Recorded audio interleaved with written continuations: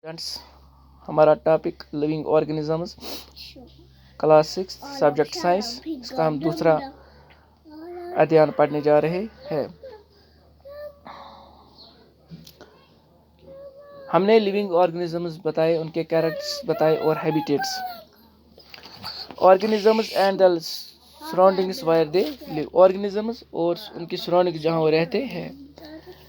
Another thought that occurred to Pahli and Boju was about the kinds of living organisms that were present in different locations that they had visited. पहली और बोजू के मन में एक और ख्याल आया, जिन जगहों पे उन्होंने विजिट किया उन जगहों पे डिफरेंट लोकेशंस में डिफरेंट ऑर्गेनिजम्स थे। द डेजर्ट्स हैड कैमल्स, वो डेजर्ट एरिया में गए तो वहाँ उन्होंने ऊँट देखे। द मोटेन्स हैड गोट्स एंड याक, मोटेन्स पे गोट्स और याक को देखा। पूरी हैड सम अदर क्रिएचर्स, पूरी में कुछ और क्रिएचर्स थे। क्रैब्स ऑन द बीच, केकड़े बीच पे थे। And such a variety of fish being caught by the fisherman at the sea, variety of fishes, fisherman जिनको पकड़ रहे थे सी में से, समुद्र में से। And then there did seem to be some creatures like ants that were present in all these different locations, और ants देखी जो different locations में present थी।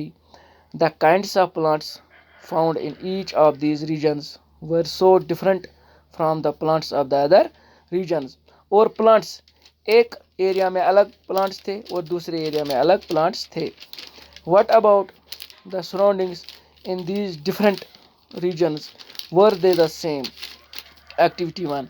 Let us start with the forest. चलो हम जंगल से स्टार्ट करते हैं।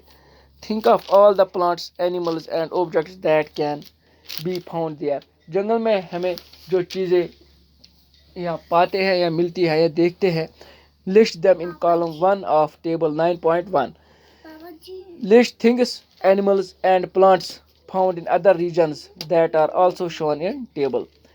You can collect the examples scattered through this chapter to fill table 9.1. Discuss also with your friends, parents and teachers to find more examples to fill the tables. You can also consult many interesting books in libraries that talk of animals, plants and minerals of different regions. हम library में जाते हैं, हम दिलचस्प किताबें वहाँ पढ़ते हैं जो हमारे इंटरेस्ट की हो, वो चाहे प्लांट्स के बारे में हो, एनिमल्स के बारे में हो या डिफरेंट मिनरल्स के बारे में हो। डिफरेंट रीजन्स में हमें डिफरेंट एनिमल्स मिलते हैं और डिफरेंट प्लांट्स मिलते हैं, और डिफरेंट रीजन्स में हमें डिफरेंट मिनरल्स मिलते हैं जिनके बारे में हम बचपन से पढ़ते आ रहे हैं। बेटा, मुझे उम्मीद है ये टॉपिक आपको समझ आया होगा। इसको अपने घर में 1-2 बार रीड कीजिएगा ताकि ये आपको पूरा समझ आ जाए। और आपको पता है आज कौन सी बीमारी है जिससे हम जूझ रहे हैं। इस बीमारी से बचने के लिए कुछ बातों का हमें ख्याल रखना है। कुछ खाने से पहले अपने हाथों को किसी भी साबुन से धोना है या सैनिटाइज़र का इस्तेमाल करना है। बाहर जाते समय अपने मुंह को मास्क से ढकना है। भीड़ भाड़ इलाकों में नहीं जाना है और मार्केट प्लेस में नहीं जाना है। भीड़ भाड़ इलाकों में गए, अगर वहाँ कोई संक्रमित रोगी हुआ तो उसका संक्रमण आपको लग जाएगा और आप भी बीमार हो जाओगे।